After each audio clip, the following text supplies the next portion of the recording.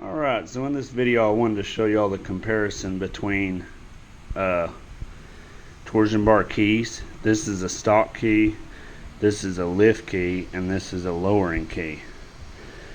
So as you can see here with the stock key in comparison with the lowering, see the difference in where it's keyed, and then of course here's the difference between the lowering. Quite a bit difference. So that's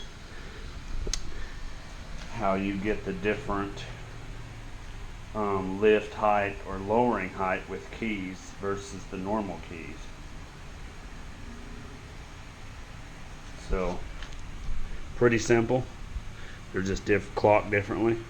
So if you're ever wondering about these torsion bar keys and how they work, that's pretty much it. The little pattern here is just tweaked a little bit, about, you know, ½ inch, something like that. So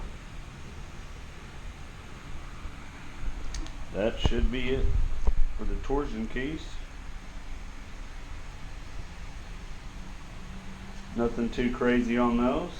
Just make sure you get you a torsion bar tension tool. Just rent it. It's pretty cheap and you get your money back. So, and if you're wondering ever what size these are,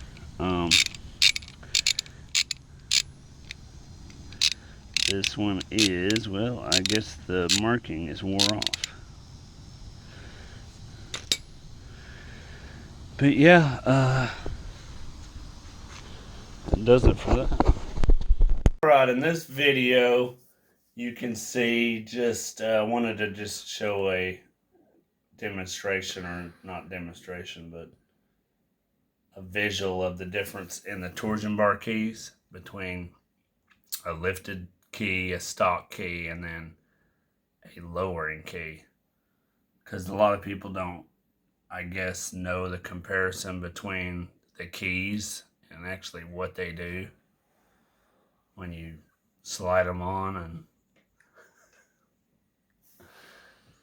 anyway, just a great short video, you know, just to kind of show the difference in keys. You know, maybe somebody might be Googling it out there, I don't know. And they might find my video. You just never know about it. It might just be a good one. God, just make it. Anyway, as always, what do we say? Keep it simple. Keep it sweet.